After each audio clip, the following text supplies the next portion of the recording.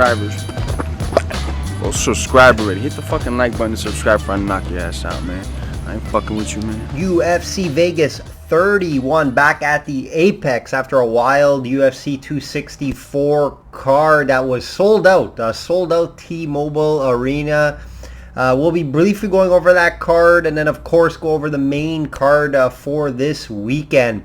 We have to start with the main event, of course, right, from last week, the trilogy. You never want to see a fight end like that, especially a big fight that's been hyped up for so many months. You know, tough leg kick injury. You can see where he hurt his leg on the elbow of Dustin Poirier. He didn't just randomly twist it and his leg broke. So that was very strange when I first seen that. I thought something maybe happened prior, maybe even in training that they didn't bring up. But you seen it. It was on his elbow. We thought maybe it was a kick earlier in the fight because he came out really heavy with leg kicks, McGregor. I thought he would, maybe not that much, but you know, the first 45 seconds to a minute he looked good, and then Dustin just took over with his mixed martial arts capabilities, and he was able to bring it to the ground. He was able to grapple, and it's funny, McGregor actually tried to grapple first. He tried that guillotine that did not work, and then Dustin just took over with the ground and pound. And you know, if it did go to a second round, I don't see too much being different. I see Dustin winning the fight either way. It's just tough to see how it ended, right? Poirier obviously wins by TKO. He looked good. He looked good, just like the first fight. Looked stronger in there. Just a better mixed martial artist. Sure, I'll give Conor his credit. He came out better in this fight. He did land nothing too significant, couple nice kicks, but nothing that really was going to threat Dustin at the end of the day. So big win for Dustin. Next will be Oliveira. That's going to be a huge matchup, guys, against Oliveira. Very excited for that fight. I think they have Dustin favored already, and I think Dustin can win that fight. I think he is good everywhere. I think he's better on the feet than Oliveira, but maybe a slight edge to Oliveira on the ground. So we know Dustin's going to be training on the ground a lot. You know, what's next for Conor? I don't think he comes back for at least another year. That's a tough injury. So I do think he's going to be out for a while. And then I do think that maybe like a Nate Diaz fight or a Jorge Masvidal big payment fight where he could win. That's where I think would be next. Co-main event, guys. This is the only fight I pretty much got wrong on the card. It was Thompson. I was on Thompson. I thought he was able to keep it on the feet, and he wasn't. That's just the whole scenario of the fight. I even mentioned it. If Thompson keeps it on the feet, he wins the fight, and he wasn't able to. So tough outcome there. It was one of my better bets on the card, and he wasn't able to keep it on the feet. He lost 29-28 in rounds. I think he stole the third. But yeah, it was a tough outcome for Thompson believers, and he just wasn't able to keep it on the feet, and Burns did enough. Smart game plan for Burns. I gotta give him credit there. Nice KO from Ty. They both decided to slug it out. Not smart from Hardy, and that's why I told you guys, don't bet Greg Hardy. His IQ is not good. He's just not a good mixed martial artist. He tried to go, he caught Ty early, but then forgot how tough Ty is, and he just landed. He fell right into a shot, and he got knocked out. He was down for a while, and then we seen the whole Ty in his shoe, and you know, he just makes the fights entertaining. Great win for Aldana. I was on the Aldana side. I thought it would go longer. I did have a small play also on the over 2.5 fight to go the distance, but she caught him, and you know, that weight I think was an issue here. Yana went to the hospital right after. It was a deadly knockout, very nice knockout from Aldana. So very impressed how you see her come back, bounce back from the Holly Holm fight, and that's what I thought would happen. I did think that going the 5 rounds with Holly was great experience for her, and Yana just wasn't at her level. I thought she would try to grapple more because I did think she had an advantage there, but she wasn't able to get it there because it ended too early there. And then the fight of the night, guys, obviously the O'Malley fight. What can I say? O'Malley broke a ton of striking records. He looked so good on the feet. unbelievable performance from him. And just Coutinho was crazy heart and just a tough son of a bitch. Very impressive by Coutinho, taking on short notice. I can't really say he did much or he looked great. All I can say is he was a zombie in there and he can take punishment. I see a lot of guys like the MMA junkie guys, they were interviewing Coutinho. They said, what a performance. You were so good. Guys, he got dominated.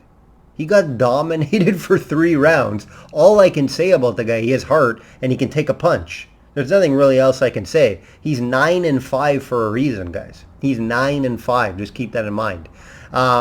O'Malley looked great. I'd love to see O'Malley against a top 10 guy. Hopefully it happens. Hopefully they give him a Frankie Edgar or a Cody Garbrandt. We'll see if it happens. I would love to see it. Only time will tell. Weekly update, guys. Let's get into the weekly update here.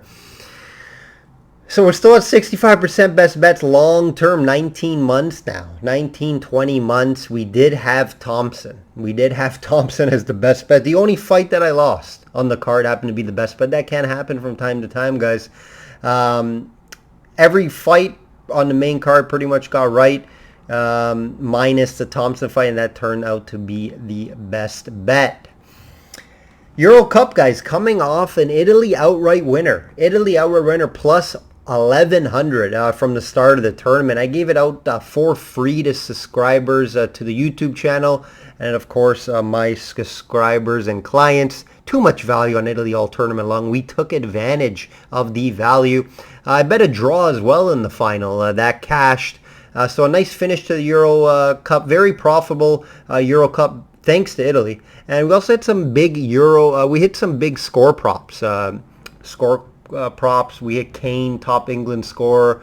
Lukaku for Belgium, and then Lewandowski for Poland. So went 3-0 there. Hopefully you guys watched the video. You would have cashed nicely. PGA, we attacked 2 tournaments last weekend. Not much success. We profitable in the Scottish Open slightly, but not at the John Deere. Big betting card this weekend, guys. Big betting card for the Open with 3 best bets pending. I had a couple guys jump on board just for the weekend because you do know my major success in the PGA tournament. So hopefully we do well there. 3 best bets pending. That's the most best bets I had on PGA card all year long. I have a free play up as well at the website. NFL's around the corner, guys. NFL is around the corner. I will have a futures video coming shortly for you guys, for subscribers to the YouTube channel. And of course, I will have win totals for my clients being sent out. We know NFL is one of my better sports. So I'm excited for that and to get back on board in the NFL. It is only, it's like a month and a half away, guys. Very excited for that. It's going to be a little more low volume throughout the rest of the summer here until the NFL gets going. So another month, maybe a little lower volume, just with attacking PGA. PGA, I'll have some NFL outright. I'll have some NFL futures, and then of course UFC, and I'll dabble a little in the MLB as well. Let's get right into the main card for this weekend, guys. Main card for this weekend. Remember, shop around different books. Shop around for different books for the best price. Don't settle just on one book and pay a bad price. Have 4 or 5 books available to you and see where the best price is. So when I give it out to my clients, I give out one main price. But shop around, right? They're all different. I can't give out 10 different prices. I give out one main price from one book or so, and then I advise to shop around. Not a great card, guys, from a betting standpoint. I'm letting you guys know now, just a heads up. I don't think I'll have a best bet for any clients. Haven't got there as yet. I do send out my client plays after weigh-ins. Nothing yet has caught my eye for a best bet, but like usual, I will have a few plays, and I'll give you guys free plays like I always do. Let's start with the main event, guys. Main event, Islam Makhachev, minus 600. Yes, minus 600. It opened at minus 800, which is ridiculous, versus Thiago Moses, plus 450. The books are showing a ton of respect for Islam, and sure, for good reason. However, it's not a bettable fight at this price. If you like him in a straight up market. Islam's supposed to be the next big thing, right, in the UFC. Taking over Khabib. Khabib will be in the corner for his fight. He is coaching Islam, and he's really high on the guy. We saw how good he is on the ground in his previous fights. He exposed Dober on the ground. However, Moses, I think, is much better on the ground than Dober, and I think Moses is very well-rounded. This is a huge opportunity for Thiago. Huge opportunity. I do think the line is off. I think it should be a lot less. Islam has, obviously, I know Islam on his long winning streak, and he only has one loss on his record, and they're bigging him up as the next big thing. It's just minus 600. Even Khabib was never this high of I think maybe once, or maybe never, to be honest, if I can recall. Khabib's never been this favorite. And I know Moses is not no world beater. I know he's not anything that special, but he's on a good fight. He's on a good winning streak here, guys, with some good wins under his belt, even though a few of them have been questionable. Like, he has wins over Alexander Hernandez, which was a close fight. I did think he won the fight, though. Alex Hernandez is a good young prospect. He was in a groove. He was winning some fights again, and then Thiago shut him down. Bobby Green, good veteran win. Bobby Green usually finds ways to win. That's a good win for Thiago. And then Michael Johnson, another good veteran win. Yes, I think Michael Johnson may have won that fight. He was winning the first few rounds, and then he lost. So there are some good names there for Thiago. It's not like he's beating some scrubs and then he got this fight, right? UFC must believe him, giving him a main event, against an Islam who they're saying could be the future in the UFC. Islam should have the advantage, obviously, in the grappling department. But like I said, Thiago's not no fish out of water. He's good on the ground. And I do expect Islam to go there. However, his striking's good as well. It has improved. His grappling is better, right? If you ask me what's his best part of his game, it is his grappling and takedowns and wrestling, right? It's very similar to Khabib. I just think Islam's better on the feet than Khabib. I think Khabib stalks more. He puts more pressure than Islam. So they are different, right? And obviously Khabib's and Khabib is better on the ground. He is better grappling. So I can't really compare them a ton. There is some similarities, but it's not all the same, right? Let's listen to some Thiago interviews this week. He says the 5 rounds should favor him. He fought it 3 times in his career, 5 rounds, so that should favor him. And in Islam, he's never fought 5 rounds. That's a little favored, I guess, for Thiago there. I just don't know how much. I'm not worried about Islam's cardio at all. If I'm looking at this fight from a betting standpoint, how would I attack this fight? Now, obviously, the value's with Thiago. Do I think he's going to win the fight? No. But I don't blame you if you're just going to have fun and put a small unit bet on plus 450. It's not going to come from me. I'm not going to bet this fight. You're going to have to find an outcome. Now, is this fight going to go 5 rounds? Is it going to go the distance? Or is there going to be a stoppage? Right? Is there going to be a TKO, submission style, or KO? And the value is with this fight not to go 5. You can get plus money of this fight not going 5, and you can also get Islam to finish this fight before the 5th round. So there's value there, right? Minus 110 for Islam to win by decision in 5 rounds. He's never been in a 5-round fight. I don't love that. I do think Islam's going to go hard for this finish. I do think he's going to try to finish Moises, and he could, right? So I think if you're going to bet this fight, play the value. Don't lay a minus in this fight. Find value at plus money, and that's what I'm good at. 9 plus money winners, guys, in the past 4 cards for myself, and it's mainly because I'm able to predict outcomes on how the fight's going to end. This is tougher. This is a tougher one to call. It could be a slower type fight where it does play out and it's just grappling exchanges and it goes 5 rounds. I can definitely see it. But if I'm betting this fight, it's going to be with the plus money. So I will be looking at that. I haven't bet it as of yet, but that's the way I'm going to be looking. Another thing here, there's no pressure for Thiago. He's just going to go in there, fight as a big underdog. He's supposed to lose this fight, right? So I expect Islam to win it, to move to 20-1. However, it's just a tough line to bet at minus 600. So it's going to be a smaller unit play for me if I bet this fight on an outcome. And maybe the fight as well not to go all 5 rounds. Co-main, guys. Renault plus 110 versus Miesha Tate. Look who is back. Miesha Cupcake Tate. Minus 138. Tough to see Tate losing this one, right? After a big return, big talk about her getting back to the title. And I think, a perfect opponent to come back to. Renault is on a 4-fight losing streak. Is one of the oldest fighters on the roster. She did mention already this is going to be her last fight in the UFC. Renault has shown her toughness in the UFC, always comes in good shape, and never has been finished.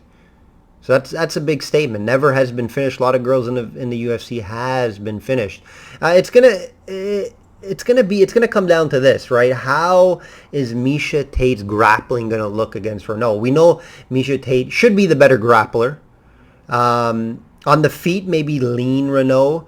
I think maybe she's the better striker. But I do think Tate's just going to want to grapple and make this one look ugly. Now, the big question here, and all you guys know, she's been out for 4.5, 5 years. And that's scary. Me personally, I don't love betting on fighters that have been out for a while. This is maybe a little different because it's not like she's coming against a world beater or coming back against, a top fighter. It's a girl that's fighting her last fight in the UFC. And she's 44 years old and hasn't won a fight in 4 straight. So there are exceptions to everything, right? Right now I am looking at Tate. I have watched all her interviews leading up to this. I've watched her training camp on her YouTube channel. Check it out. It's pretty cool. She has a training camp all on her YouTube channel, 3 or 4 episodes. So I did watch that closely. Looks good. Sparring with men. She's looking good. Her grappling's looking good against a cage. She's saying she feels better than ever. Her training partner is saying she looks great. Her spirit seems up. Great shape. She looks ripped. Definitely check out the weigh-ins on this one. Renault always looks good. She always looks ripped. She'll probably look more ripped than Tate. She always looks good. Great body. She just never finds ways to get it done. But she's fought some good competition if you look at her losses. So you can't take that away from her. She has been ranked in this division before. She has fought top competition. So that is something to do. And it's her last fight. She's going to come out blazing. She's never been knocked out. It's something you'll probably want to take in factor here if you don't want to lay the minus 138 with Tate. Hard to get to Renault at plus 110. Not enough value there for me to take a chance on her. So it's going to be Tate by decision. It looks like it's a logical play. Fight to go to the distance would be another play as well that I would take a look at here. But it's just very tough to put a lot of money on this fight or a lot of units on this fight due to the long layoff, right? It's the main reason. But if you're just going to grapple in this fight, Tate's one of the best to do it. So I think she just grapples, makes it ugly, wins. Could there be a late TKO? Possibly. But, I see this fight going all 3 rounds. And Tate squeezing it out. Stevens plus 180 versus Gamrot minus 220. Big underdog price on a veteran who's fought the best of the best in the division. Haven't seen a lot from Gamrot. Stevens is coming off that canceled fight due to his push at stare downs versus Close, but he was able to find an opponent quick and get back in there. He didn't get paid for that fight. So luckily for him, he was able to find an opponent, a couple months ago. This doesn't look like a great matchup for Stevens due to Gamrot's grappling ability, right? Just the price is tough to get to on Gamrot at minus 220, minus 220 against Stevens. Stevens' wrestling and takedown defense isn't bad. And if he can keep it on the feet, he has a chance in this fight at plus 180. So it is appealing. Gamrot hasn't shown enough for me to lay a price like this. And I wouldn't even suggest it in a 2-fight parlay, even though I do lean Gamrot here. Just because I don't think the matchup for Stevens is great. right? Gamrot's going to come out and just try to take him down and grapple and make it ugly and maybe just lay on him for 3 rounds. It's a fight I can see going over 2.5 and going the distance. But Gamrot, guys, I haven't seen enough from him. Great record, right? When you look at his record, like, wow, only 1 or 2 in the UFC, though. So not a fight I love here. I see some value on a decision for Gamrot, but I haven't got there as of yet.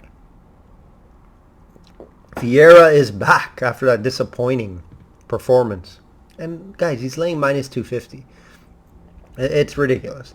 Versus Stolivsa, plus 185. Another line I don't agree with, and I do think it's too high in my eyes. Vieira has one way to win this fight, and it's by submission. Right? So bet a submission prop. First round, second round, even maybe third round. If this fight goes a few rounds, though, he will gas out like he did against his last fight against Hernandez. It's hard to bet this fight unless you're going to take a sub prop on Vieira. In this fight, I suggest take the dog or bet a sub prop on Vieira. You don't want to get involved in a minus 250 and then he loses like last fight, which I'm sure a lot of you guys lost on. I didn't bet the fight, but I know a lot of people probably threw it in their parlays. This is just a fight to stay away from, guys. You don't have to bet every fight on the card. If you want to take a chance on a small unit play, sure, bet the sub with Vieira or take the underdog. Right? The underdog, Dustin, he has a black belt in BJJ, so he's not a fish out of the water on the ground. But we all know Vieira, he's a next level black belt. He's one of the best in the world in Brazilian Jiu-Jitsu. So the play for me is Vieira by sub, but I'm staying away from it for the most part. Maybe I'll have a small fun unit play on Vieira. I don't think I can get to the dog. He did lose his first fight though, so you never know how these guys come out in their first fight loss in the UFC. They want to prove something. Just stay away, guys. Don't bet the fight. Last fight here, guys, to open up the main card. It's a good one. It's a fun one. Benitez minus 170 versus Quarantillo plus 140. Billy is back in there, and he disappointed me the last time out against Tucker.